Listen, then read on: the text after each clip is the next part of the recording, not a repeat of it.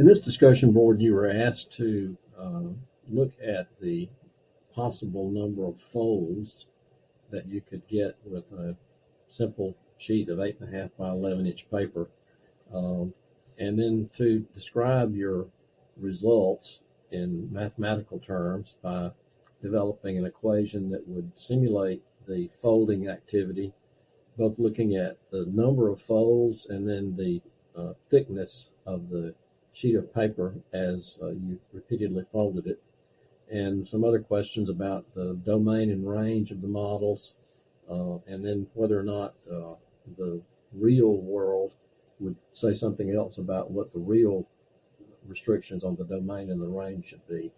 Now, to get started with the video, let's just look at the actual folding operation, and you can tell this sheet of paper has already been folded, but hopefully you did this. Hopefully you actually took the time to take a sheet of paper and do some folding. So I want you to notice that here's my first fold. That's one fold. There's two folds, three folds, four folds, and five folds. Now, for the sake of time, I'm going to stop with this. So there's my five folds, and you'll notice, without me putting a ruler on it, you'll notice that the thickness of the sheet of paper now has increased because it's been folded repeatedly. Now, if I unfold, and how many folds did we just do? How many folds was that? It was 5 folds, right? So now, how many individual smaller rectangles did we create when we did the 5 folds? Did you consider doing that count? And you'll notice that we have 1, 2, 3, 4, and then we have 1, 2, 3, 4, 5, 6, 7, 8.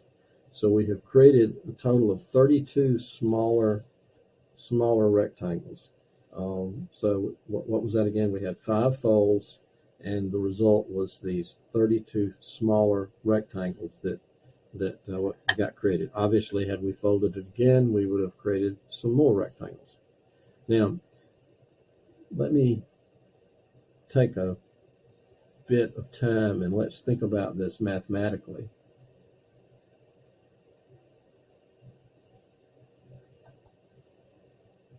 So let's just think about a diagram of what has happened just with a couple of the folds. So when we had 0 folds, we had no folds, we had a flat sheet of paper. And then when we folded it one time, one fold, notice the one fold, we get 2 thicknesses. We get one side on the other. We get 2 thicknesses, right? Then when we do our second fold, we're going to wind up having 4 thicknesses. If you were to count the sheets of paper here, you would see that individually counting them, you get 1, 2, 3, 4. Did you see that? Let me count them again. This is after 2 folds. I get 1, 2, 3, 4 thicknesses. So let's see if we can determine mathematically what's going on with this. So can you see this relationship that 1 thickness, 2 thicknesses, 4 thicknesses?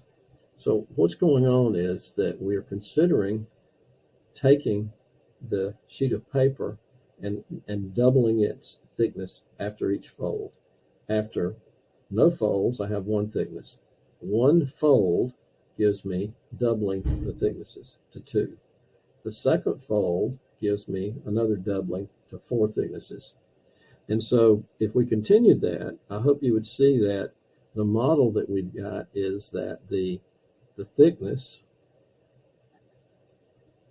is equal to 2 to the n, where n is the number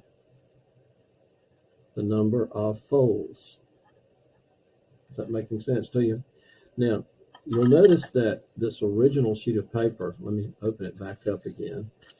I'm going to open my original sheet of paper back up. And you'll notice that we did, in fact, fold it 5 times in the original demo. We folded it 5 times. So, and I counted, and I told you that there were 32 of these individual rectangles. If we were to stack those atop each other, we would have 5 sets. 1, 2, 3, 4, 5, 6, 7, 8 times 4. We would actually have 32 sets, wouldn't we? So we folded it 5 times, and so what do you think 2 to the 5th is? Well, 2 to the 5th is, in fact, 32. So it appears that looking at the physical object after we do some folding and doing some counting, it appears that our model is going to hold for us, that the thickness of the paper is going to continue to double after each of these folds.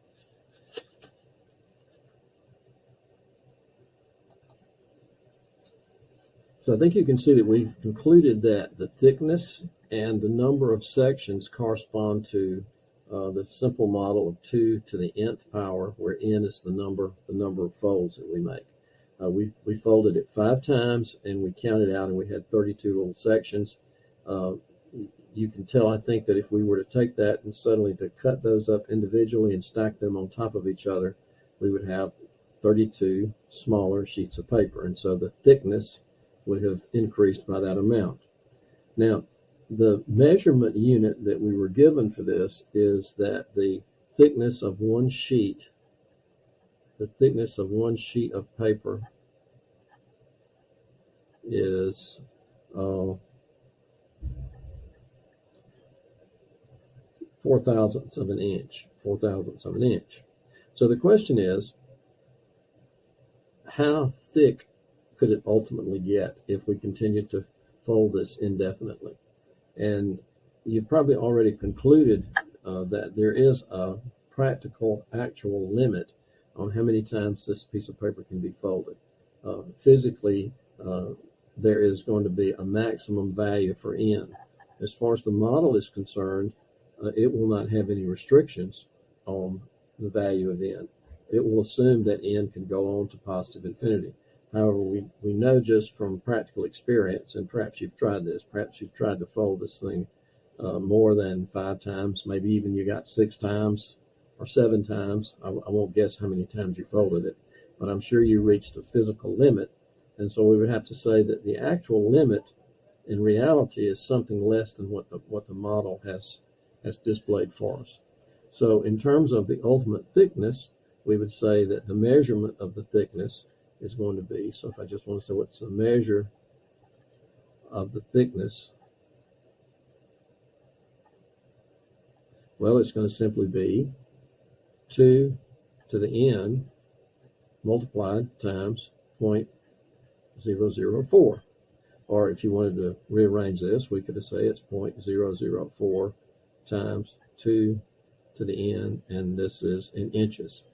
Now, you can plug this in your calculator and get some idea as to how thick ultimately, or how tall, if you think of it that way, how tall this stack of paper could get if we continue to fold it indefinitely. Even though I think we've already concluded that there is a practical limit to just how many times this thing can be folded.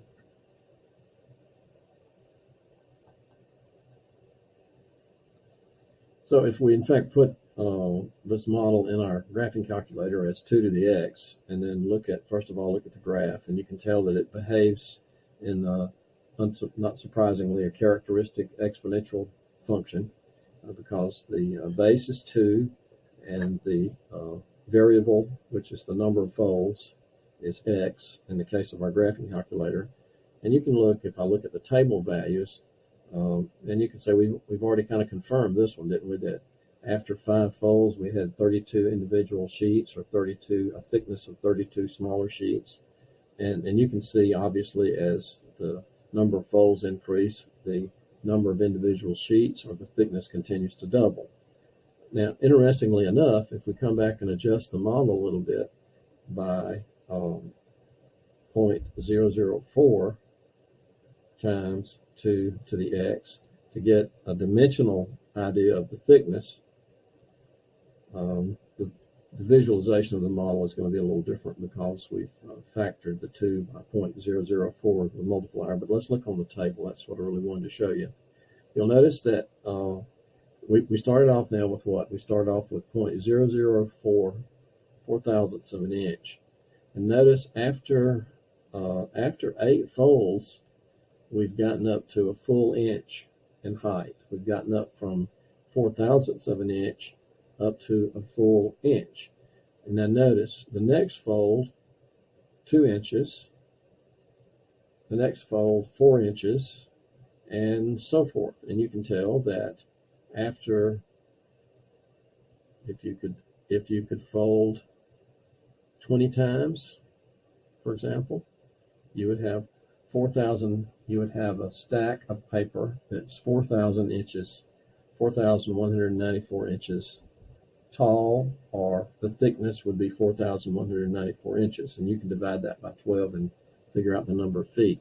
So I think we've already concluded that while the model doesn't see any restriction on its domain or its range, from a practical point of view, we would have to say that the domain is limited beginning at 0. Obviously, you've got to have a piece of paper to start with, and then we probably have a practical limit.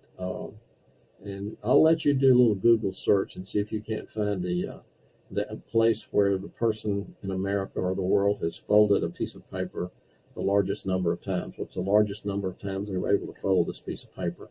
And so you can conclude for yourself what the actual practical domain and range limitations are of our model.